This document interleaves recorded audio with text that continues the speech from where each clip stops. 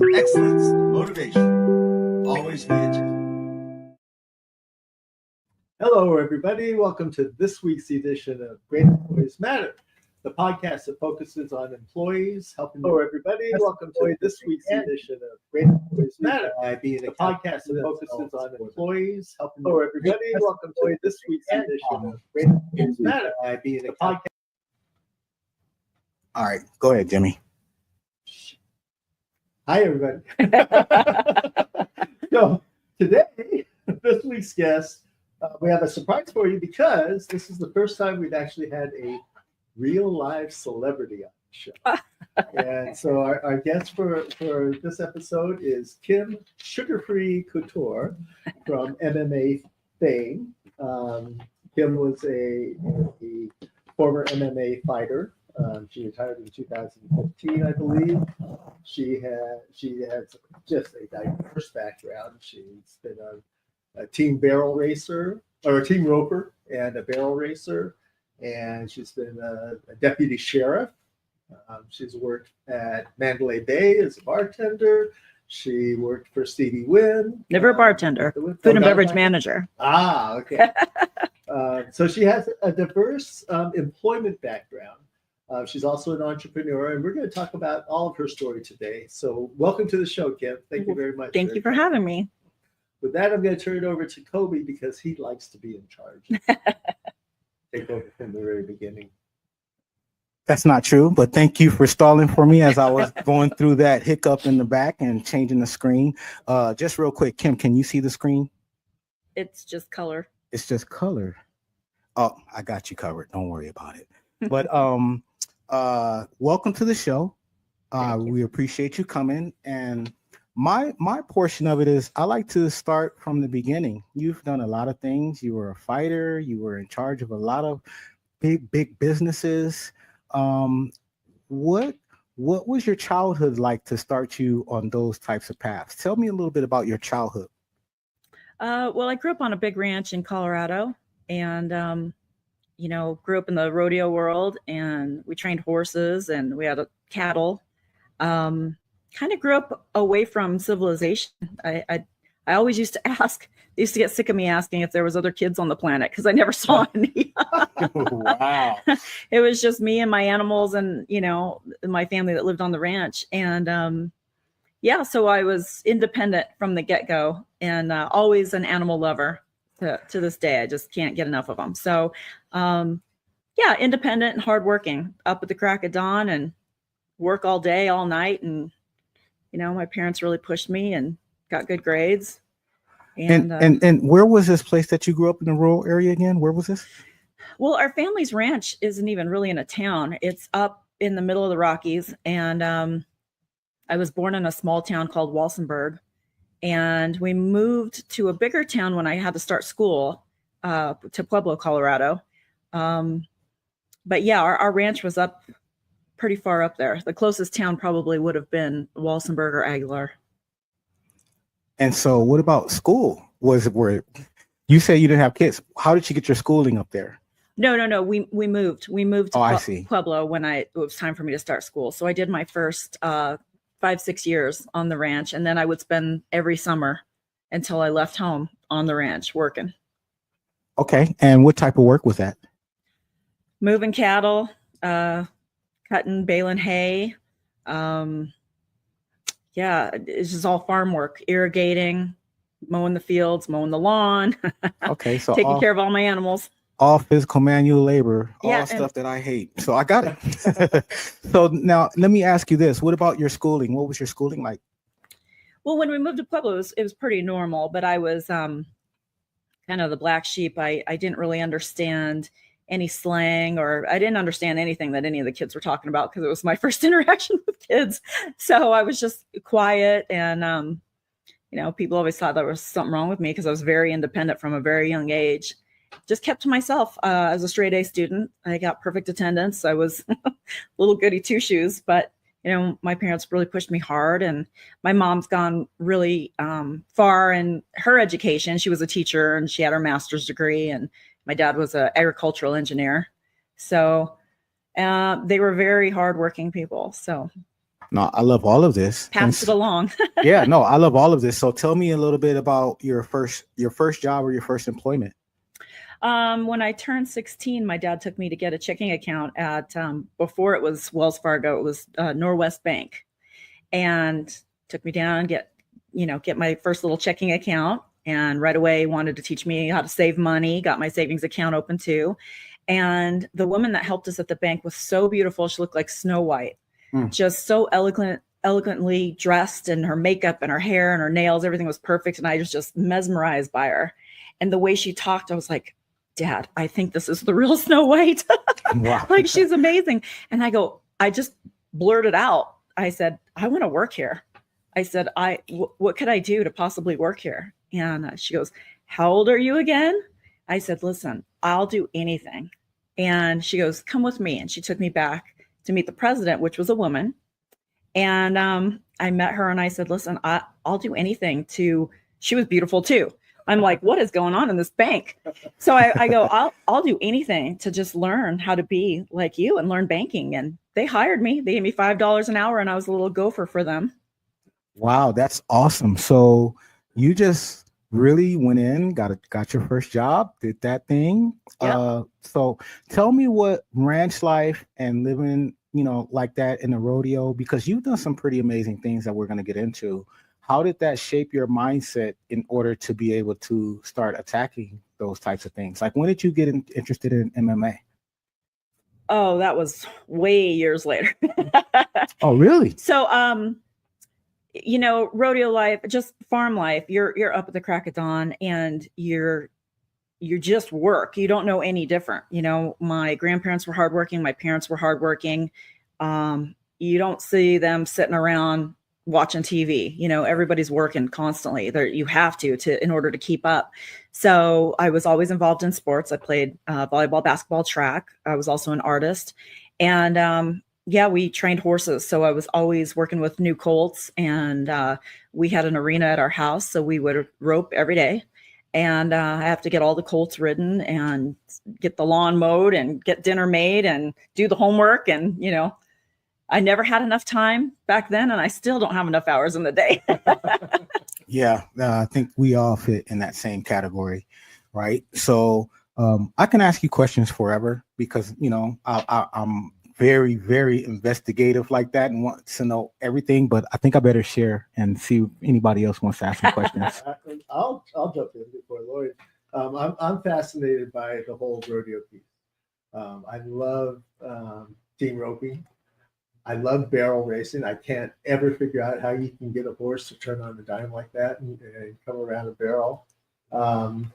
But I think what I love most is those little 3 and 4 year old kids riding sheep.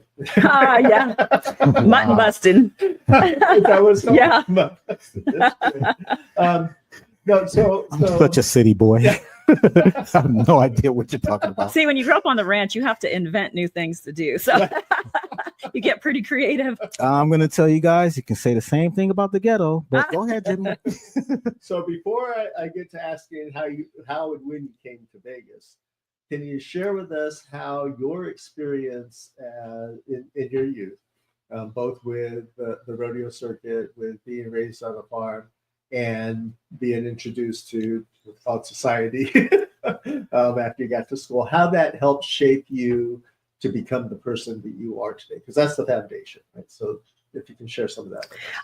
I think it's actually, looking back, very interesting how it happened, because I look at how I was raised and so sheltered from everything.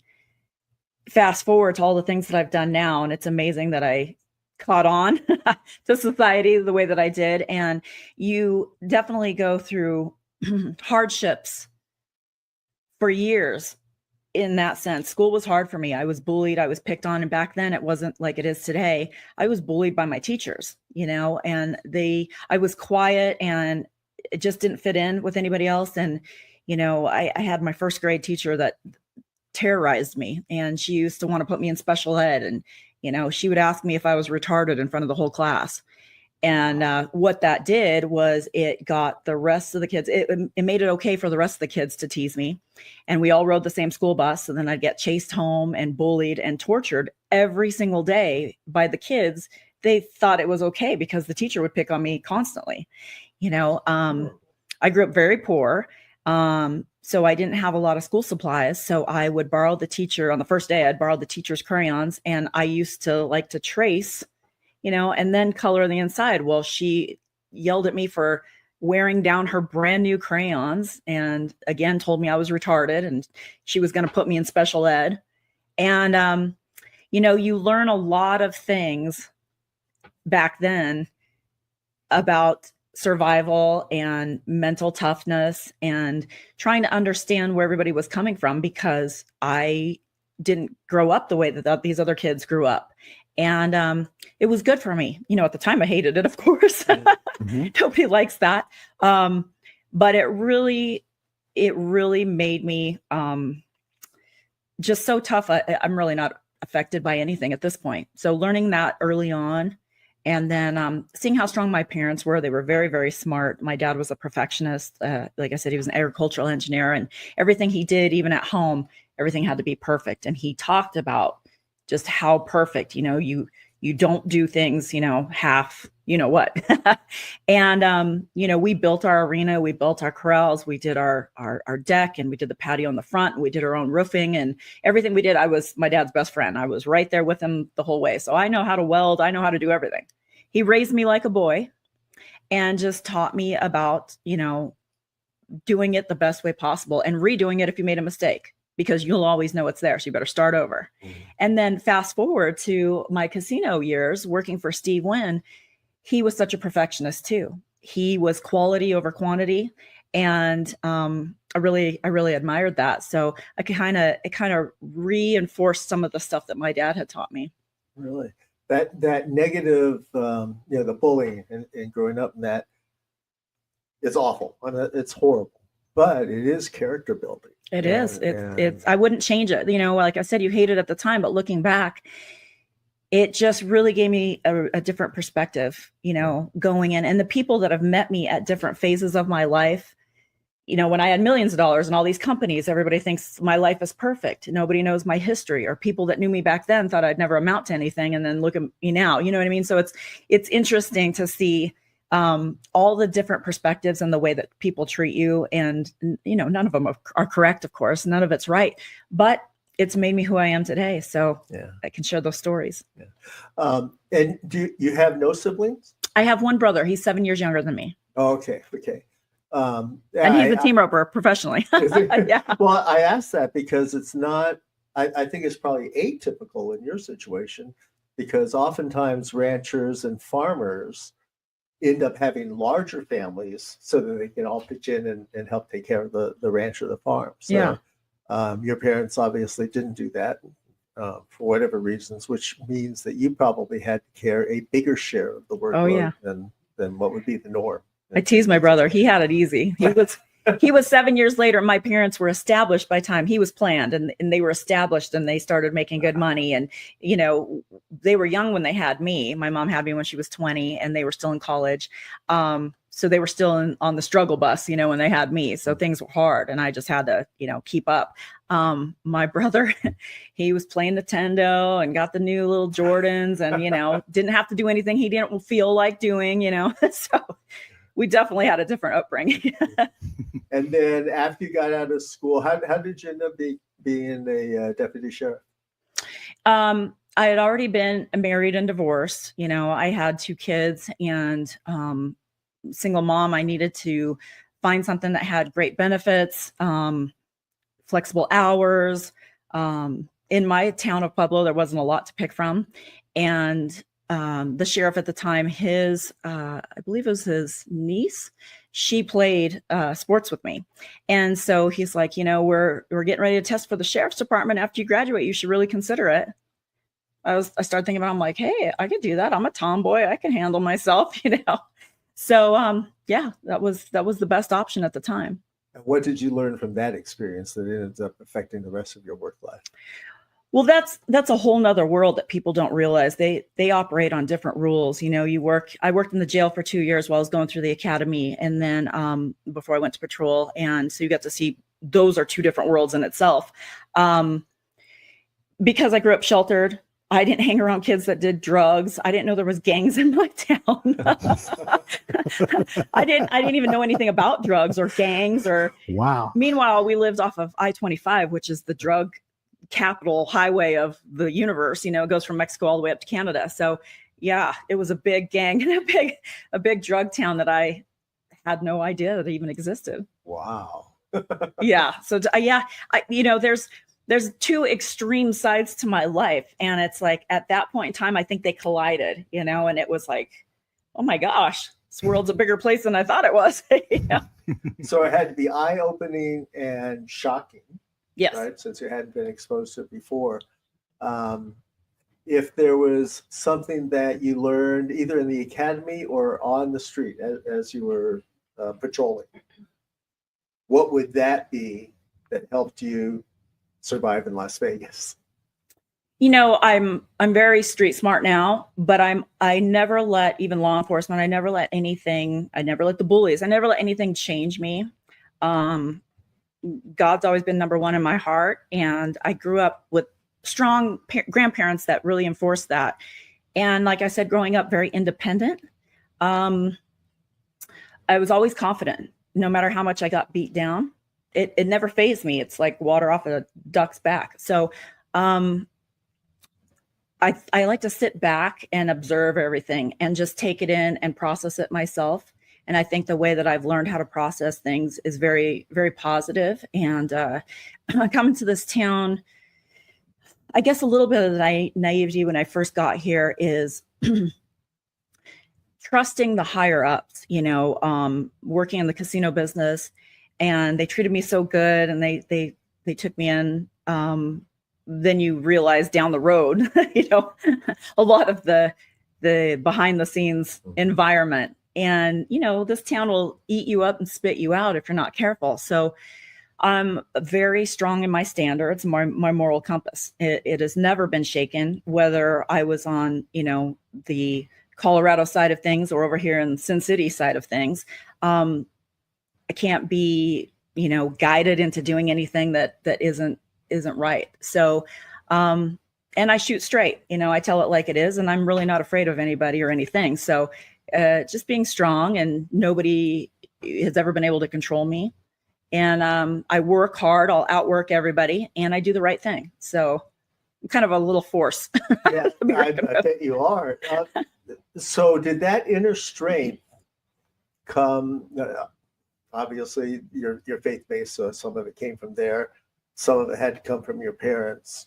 Some of it is innate in you, right? So how much of that inner strength was through parental education versus just you being you?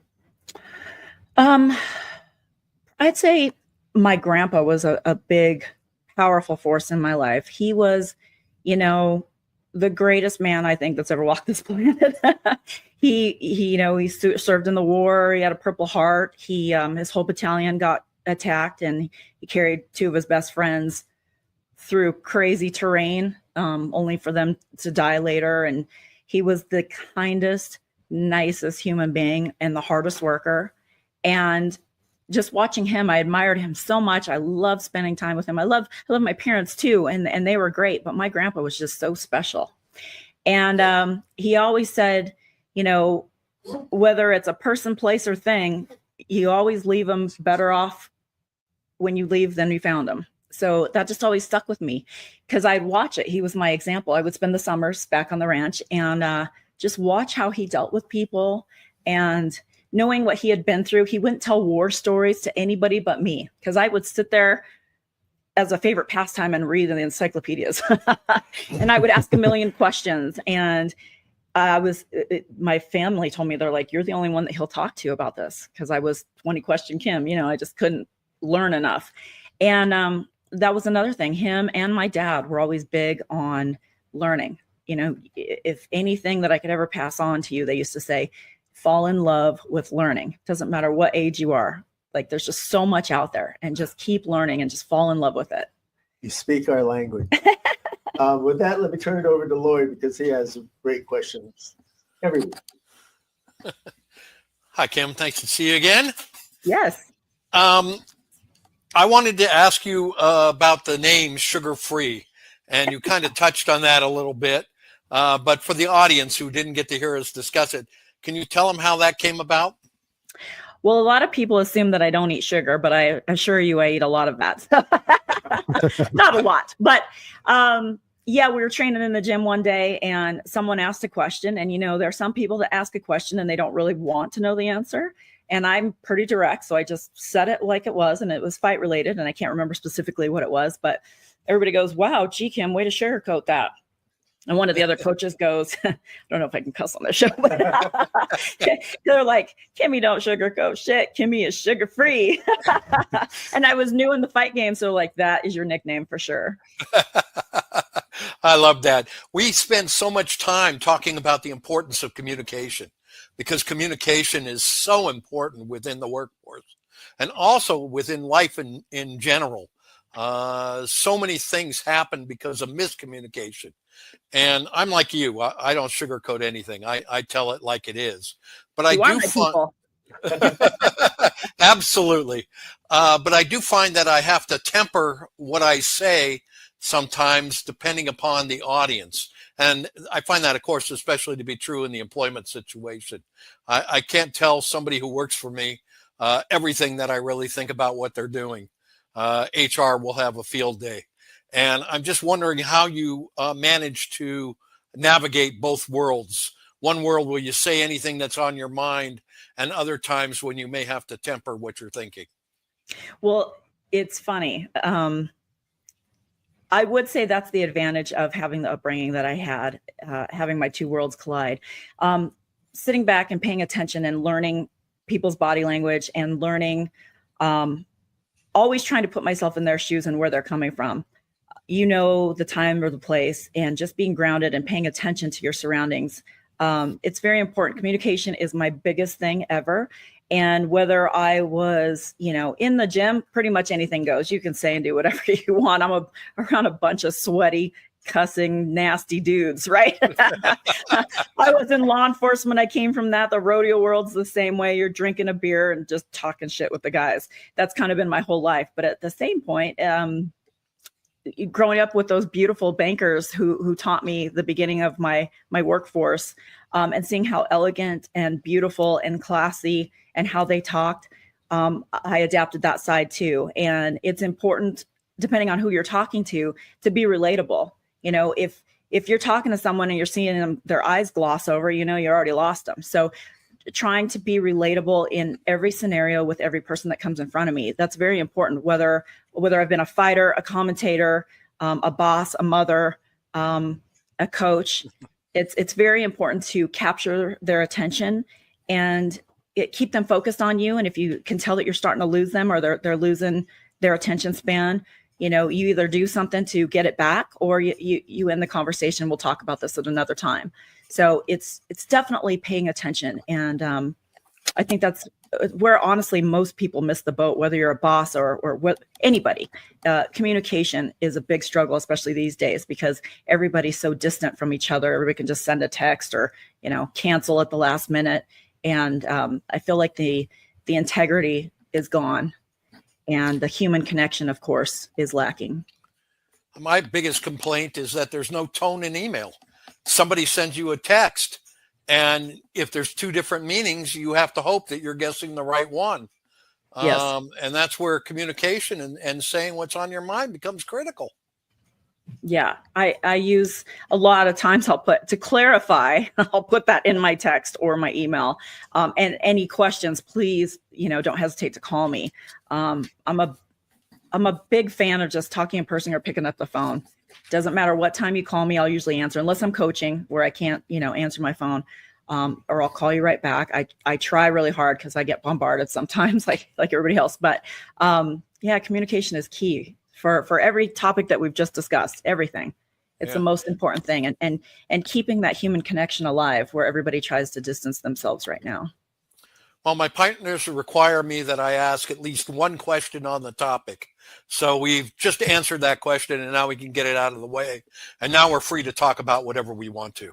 So totally disregarding the topic or all of the reasons why you're there. If you take money out of it, what job that you had was the most enjoyable? Because I love horses, and barrel racing and roping always seemed like it would be fun to me. Working in a bank would be great, especially if they would give out samples. Working in the casino industry, oh my gosh, a lot of fun. I'm old enough to remember before everything was computerized. If I take money out of it, what was the most enjoyable job for you? Number one, I love being with animals. I love training. I love training people. I love training animals. I've got dogs now. I love training and coaching and guiding.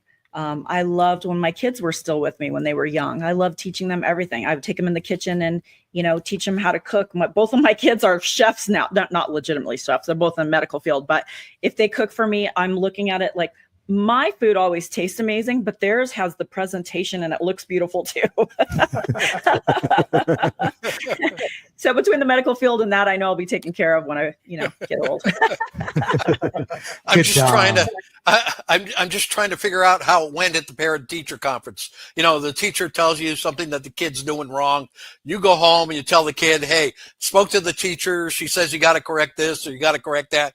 And the kid looks at you and says, Mom, you choke people out for a living.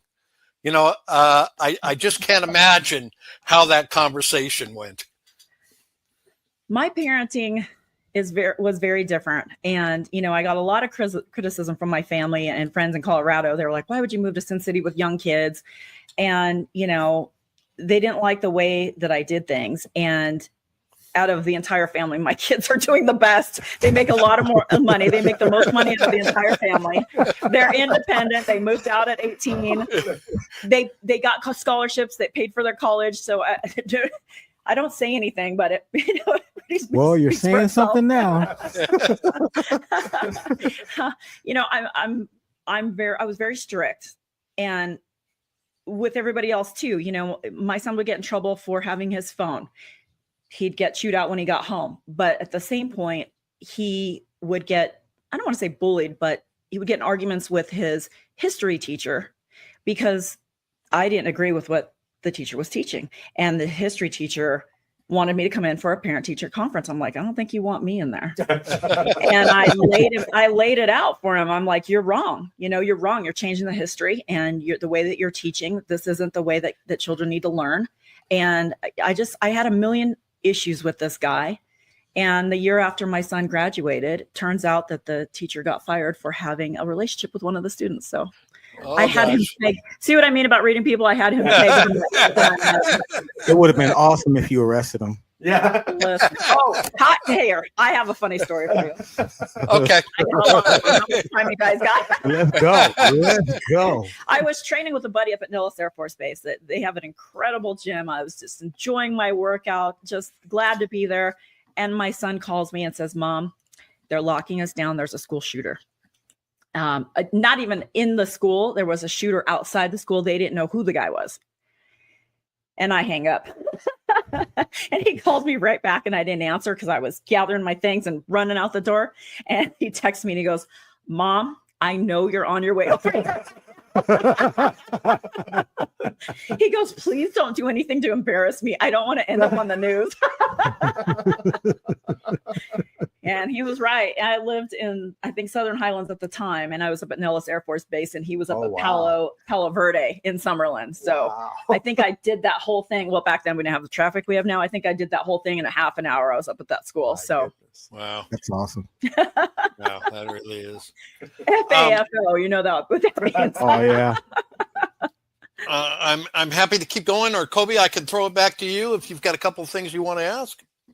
I actually do have a couple of things that I do want to ask Miss Kim. Yes. You've had an incredible journey. I mean, rodeo. We haven't even dived into your MMA. I want to dive into that too. But thinking about all of the stuff that you've done, and was there a moment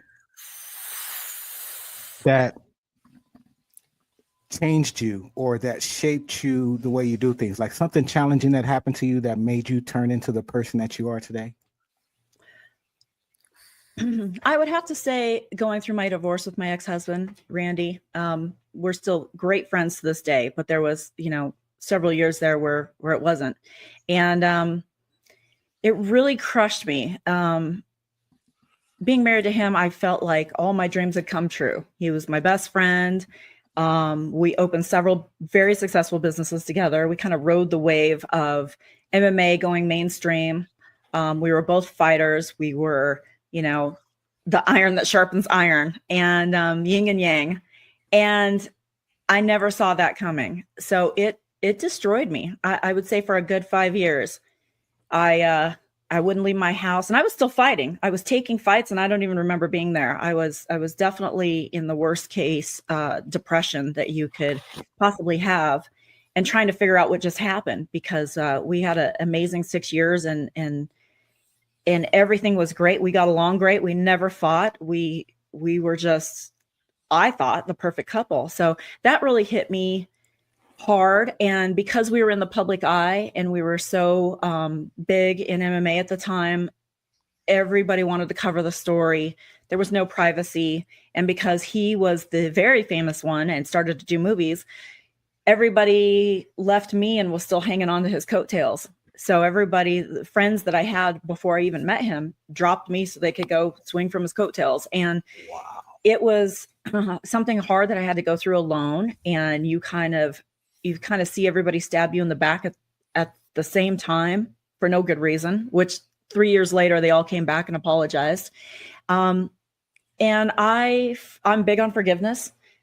I accepted their apology. I forgive them. You'll never get over that hurt. But, me and Randy are great friends again. He just recently had a terrible accident, and I'm one of the first calls to him. And I went and spent some time in the hospital with him. I'll always be there for him. There's mad respect that we have for each other, the integrity and what kind of, athletes and people we were. What happened to us was unfortunate, but I think, time goes on and people have regrets and you learn from that. But because I went through that 5-year depression, that was a lot of time to think. And I guess being a fighter, the great thing about it is you train every day to survive somebody trying to kill you, basically. You're locked in a cage and you're fighting to survive in there. So when life hits you hard, like it hits all of us, I don't know anybody that life hasn't hit hard, it teaches you how to fight back. So when you go into that cage, you are already prepared for everything that you could possibly see in there. So you kind of take that attitude and you apply it to life. And it's different circumstances, different generations, but you look back, I've had so many different chapters of my life, and it's kind of all the same story. It's just a different opponent. So it's definitely something that I pass on to my people that I train every day, and they're just regular, working people. They're not athletes or anything, but they train I train them like fighters. My camp is called Kim's Fight Fit. So they're regular guys and they train like fighters. And a lot of that is the mentality that I teach them. We're going to save that for shameless self plugs. But I got one more question. How do you train your mind to keep showing up when it gets tough in business, in life, or anything that you do? When things get challenging like it did for you, and you said you were in a dark place for 5 years. Mm-hmm.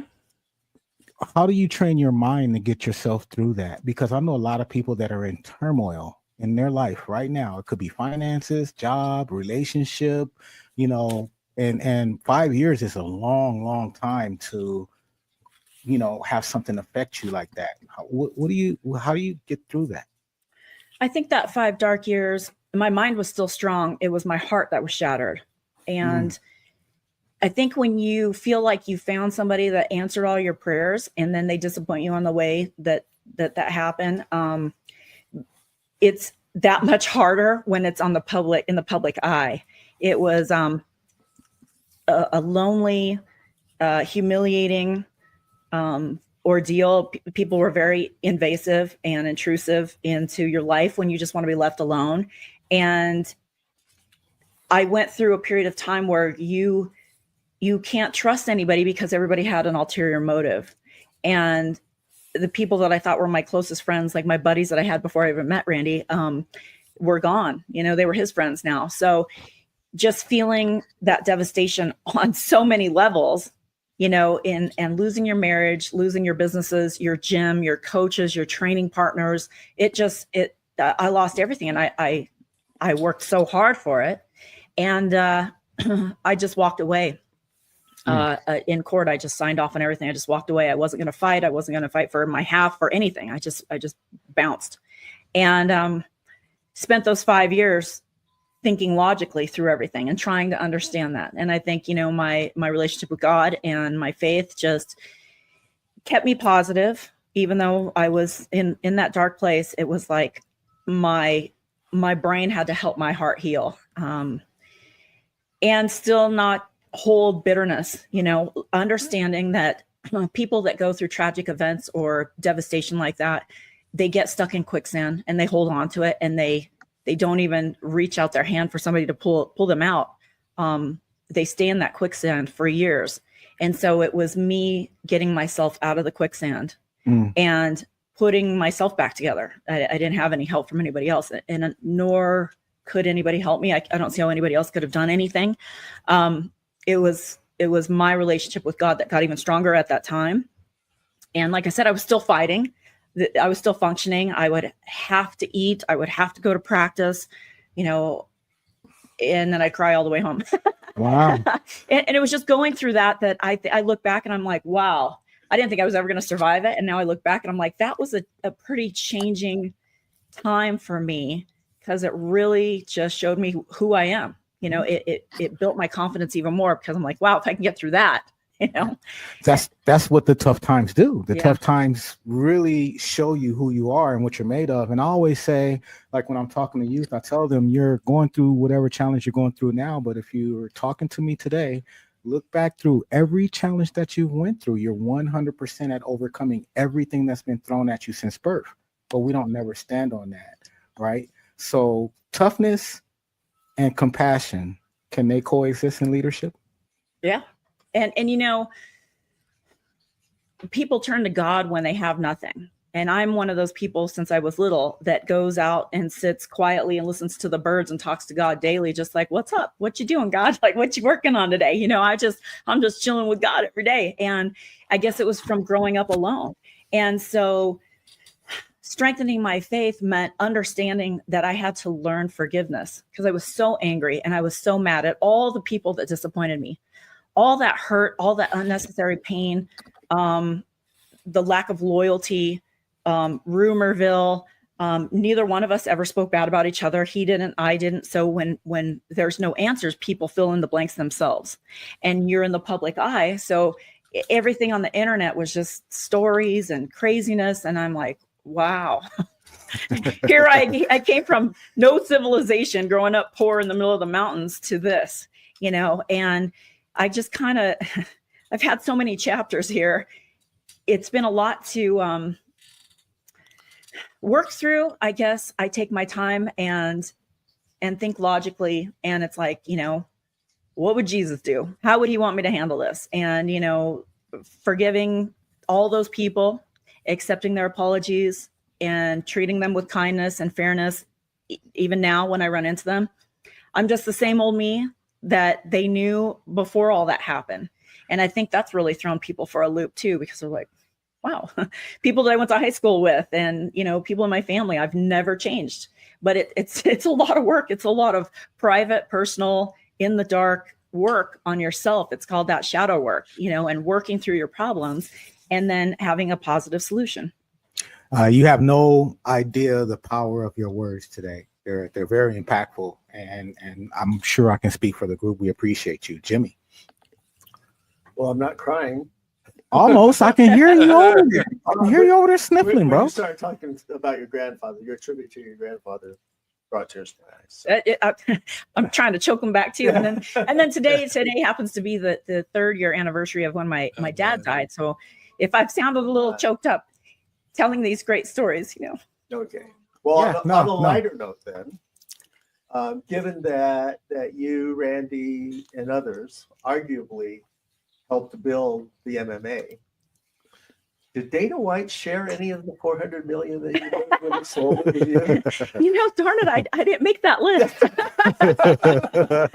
Dana, that's wrong. Dana's been a good friend to me too. He was one of the people that reached out to me after the divorce and checked on me. Okay. He had heard through the grapevine that I walked away and didn't take anything.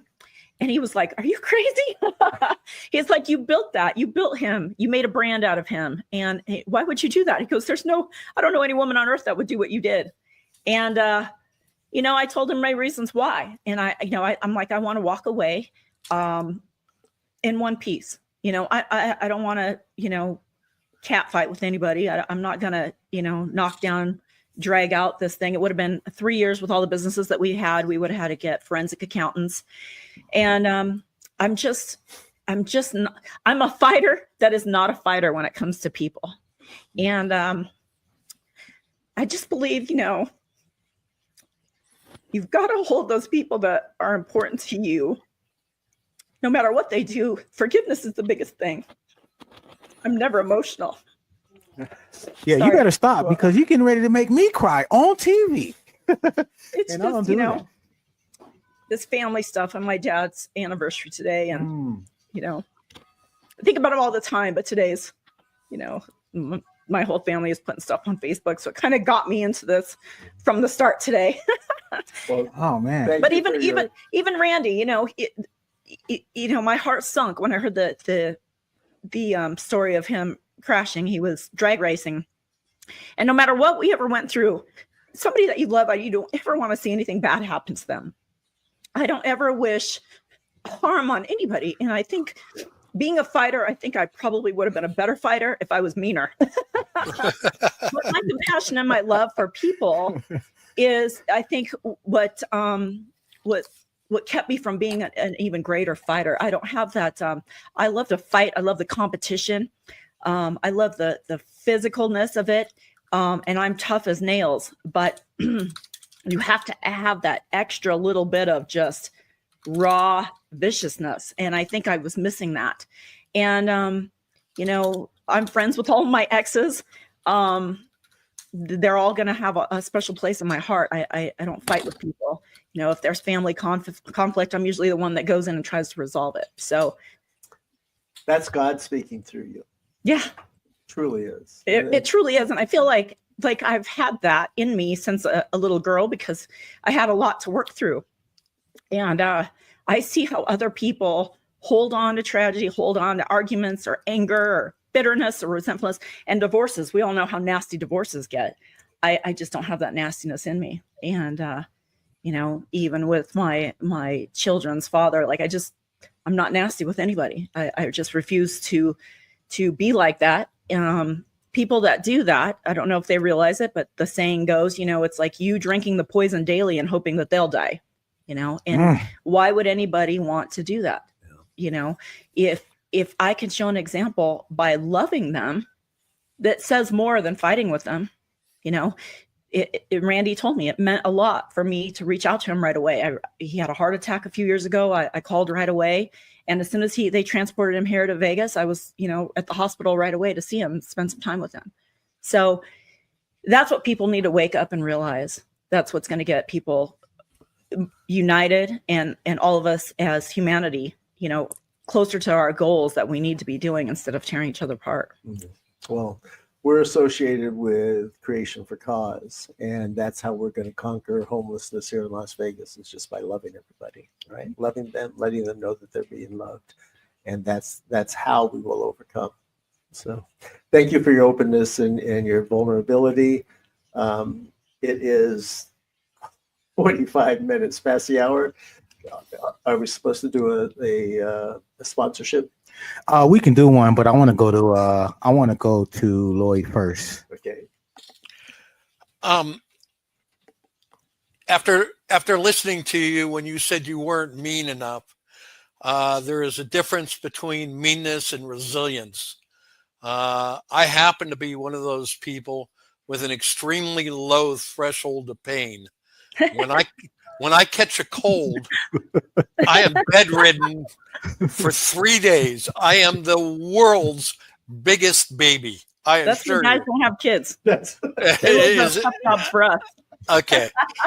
So when you sit there and say you weren't mean enough, I can accept that. But there is a story about your resilience, which I absolutely positively insist that you tell.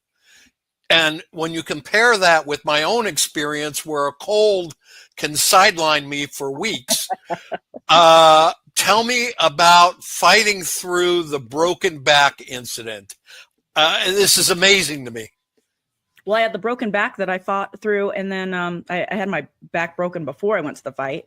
And then I broke my jaw in my first pro fight, which I was the promoter of as well. I put it on at the Thomas and Mack here, and I was the co-main event and broke my jaw in the first punch. And I was helping to lobby the commission to get rules changed for women because the girls used to fight three three-minute rounds, and I wanted it to be equal to men. So my fight was one of the first ones that was 5 minutes. And I break my jaw in the first punch of the fight. So I was like, I'll be damned if I'm not going to fight for 15 minutes because I got to prove a point here.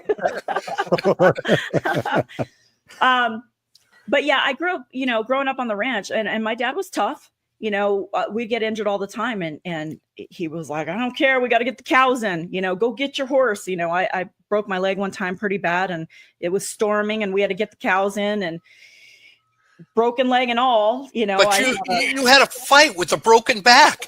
You broke your back before the fight, right? Yeah. And then you fought. I'm not one to pull out of a fight. If I you fought with a broken back. I never did get it fixed. It goes out on me every 3 or 4 months, and I'm in the bodybuilding world now. So, yeah, it doesn't slow me down. I'm kind of with Lloyd on this one because I have to ask my wife to turn the remote for me when I've got a cold because it's too painful to hit the buttons. Listen, ranch kids are built different. I'm sorry. I'll turn it back over to you, Jimmy. I just had to know. It bothered me to no end. I had to know. Well, take a lesson. Well, we're not going to get into who's worse, me or Lloyd, as far as being a baby. I think I got stories, but I'm not going to share them today.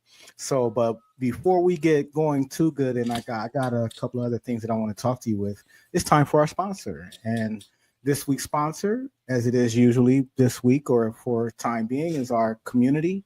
We are trying to grow our community. It's thriving. We have trainings every Thursday.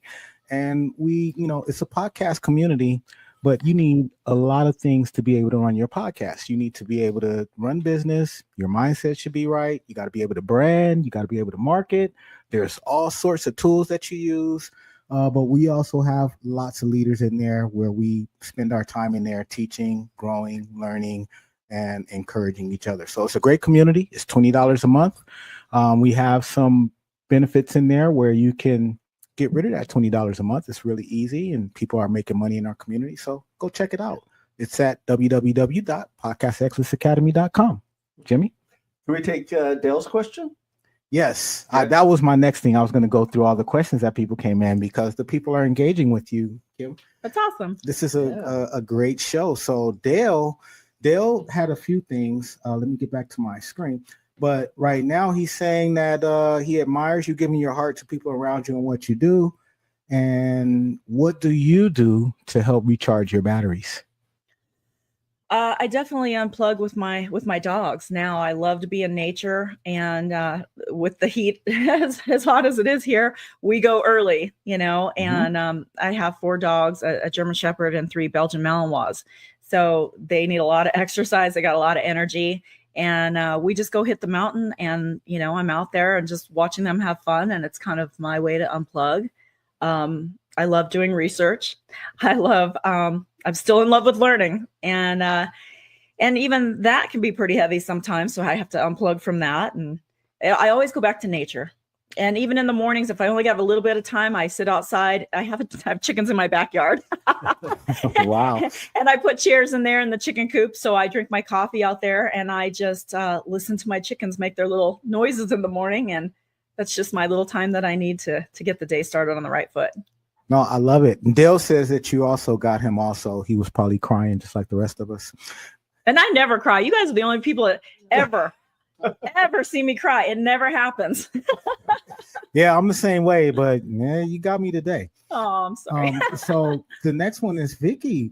You know what, Vicky? Thank you for watching and engaging and coming in. Yes. So we really this is my appreciate little it. sister. Ah, She's like you. She's beautiful, and she makes this comment about grit here. She has a lot of grit. She's been through a lot. She's a great mom, a great wife. I won't give her age, but she looks like she's 27, and she's not. Hey, So yeah, she says, love this woman's grit and compassion, all in and one great soul. And I have to agree. I have to agree with her. I've Thank been you. very moved with your journey, your story today, and just your overall energy. And I think I'm really good at tapping into figuring that out. And your heart value is super incredible. You have a great heart value, and it shows in just some of the stories that you told, as far as walking away from your marriages and not wanting to be in that type of fight. I understand that energy more than you know. So I'm just really grateful that you came and talked to us. oh, thank you. Yeah, I think if that's one thing I could encourage people to do better at, everybody could do better. It's communication and to love more, and especially when kids are involved, the kids are the only ones that get hurt. Nobody ever puts themselves in their shoes and, how do they feel? So I never wanted to create that environment where it was nasty and the kids feel torn or, they grow up in that harsh environment. I just wanted them to be happy and feel loved and think they had a great dad. And, it's just, you get more bees with honey. I don't understand why everybody just goes to nastiness. Yes, it hurts. People get hurt and they get angry, but everybody needs to realize, like you were saying, financial troubles, marital troubles, it's not the end of the world. Nothing is the end of the world. The good thing relating to fighting, like jujitsu, there's always a way out. You get in these predicaments, and that teaches you as well. There's always an answer. There's always a way out. It's kinetic chess. So it's like, do you know one more move than they do? If it comes down to it's back and forth, do you know one more move that's going to get you out of that situation than they do? So you gotta be smart. Yeah, you have told us a lot about your life and how you've gotten here. I also know you to be a visionary, and you're an entrepreneur. So what recommendation do you have to others in the audience that would like to flip from being an employee to going out and doing something on their own and being an entrepreneur? I would say having self-confidence and not being afraid of anything. That's one thing. My whole life, I've never had any fear. I don't know if it's being a ranch kid, grew up in the mountains. Like I fear nothing. Sharks, maybe, but why couldn't you do it? People doubt, and right away that doubt seeps in, and that little tiny voice is telling you can't. Well, what about this? What about that? What about, there's going to be a lot of what abouts. I started these businesses, and when I was with Randy and I was like, I'm gonna do a clothing line. Our last name's Couture. We got to do it. And he's like, what do you know about a clothing line? You don't know anything about clothing. I'm not even a fashionista. I don't even care what I'm wearing. And I go, I don't know, but I'm going to figure it out. You got the last name Couture. Let's do it. Again, it was at the beginning of MMA going mainstream. I'm like, we got to do a clothing line for athletes, for fighters, and it started there and moved into a suit line. And, eventually we're in 11 major retailers. So you just tackle something you're passionate about. I have always said, if I come up with an idea and it actually gives me goosebumps every time I talk about it, I know I'm onto something. Mm-hmm. You got to follow the goosebumps, right? And if you don't get goosebumps, then you need to start finding things that's going to give you them, because I can always tell I have a great idea when I get goosebumps. And it's like, it's that little spark inside you that's pushing you to just jump off the cliff. Just do it. You're going to fly. Yeah. There's a lot of things that failed. There's a lot of things that went wrong, and there's quick fixes. I don't sit there and go, well, what if this happens? And what if that happens? I'll fix it. You learn how to adapt and how to fix things. You know, again, I'm a ranch kid. You just are always fixing things. So, yeah, no fear. And they say if you chase something that you're passionate about, you'll never work a day in your life. And that was the fitness industry for me to this day. I love training and coaching people. I love the gym atmosphere. I love being in it myself because my athletes now push me, you know, and so I'll find myself, you know, falling behind or getting too busy, and then they start pushing me. So it's a good environment. It's positive, and you're helping people's lives. Kobe? Yeah, no, I'm going to go back and thank a lot of the people that came into the comments, our usual regulars, Bonafide. Thanks, Vicky, Dale. We love you guys, and thanks for coming in. I'm going to do just a quick, make sure you're liking, sharing, subscribing. If you have any questions or if you have any guest ideas or any show ideas, communicate with us, engage with us, help us grow. We love bringing you people just like this. She's incredible. And I guarantee you that she's helped a lot of people in our network. She has. And Kim, I know you're not into the shameless self-promotion piece, but you are a fitness instructor. You do still run your gym. Is there anything that you'd like to say or share with the audience as far as fitness or being a bikini fitness person or anything like that? Well, I'm still at Extreme Couture. I went back last year, and we no longer run it. Randy gave it to his son, Ryan. So Ryan and his wife are doing a great job running the gym now. And I'm just there for an hour a day. I teach a group bodybuilding class from 5 p.m. to 6 p.m. and anybody's welcome to come check it out. And then I do privates whenever people book them. I can be available anytime. I teach early in the morning. I have a couple of private clients that I go to their house and train them. And then I work from home. But if you want to follow the gym life, it's on Instagram at Kim's Fight Fit, and I spell it KIMZ Fight Fit. And I've just never been a big self-promoter. I loved promoting the gym. I loved promoting Randy and all of our fighters. I just never really pushed myself to be out there. I guess I'm still a little bashful in that sense. I like building other people up. But yeah, anybody's available to reach out, stop by the gym, check it out. I still teach MMA stuff too. I have some boys that are hockey players that I'm teaching MMA to. So we have fun there. Yeah, and you might have another one. One of our regulars, Mr. Mo Johnson, Studio Talk. He says he needs to get in the gym. LOL. Yes, you do. Yeah. And he said this was an amazing episode from clothing to athletic. He also has his clothing line. So, thank you. That's awesome. Great. Lloyd, any parting words? As I am apt to do in completely disregarding the entire conversation, I have unilaterally decided to change Kim's name from sugar-free to common sense. Common sense, Kim? I don't understand why they call it common sense when it is one of the least common things on the planet. For some reason, there doesn't seem to be a lot of it. But it doesn't matter whether you know anything about the subjects you were talking about or you didn't know a thing. Listening to you describe the things that you've not only experienced, but the lessons learned and the advice, it's the most common sense we've heard in a long time. And like the audience and like my partners, I salute you, and I welcome the opportunity to meet you in person at some time and get to know you better. Likewise. Thank you for coming on the show. Awesome. And with that, you inspired a lot of our audience, and we really appreciate that. And thank you. And hopefully we can have you back on the show again sometime in the future to kind of catch back up. We like to do that. You better come back. I have a whole list of questions. Oh, we got to do part two. Part two.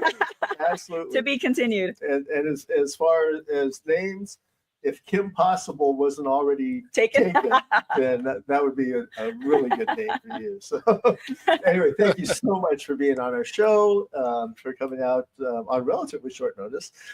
We thank you for that. And you are absolutely everything that we hoped and expected that you were going to be. Oh, So I appreciate that. Thank you. very, very much.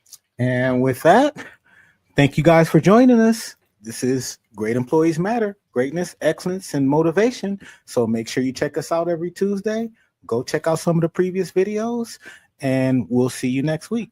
Remember to like and share. Always be a jam.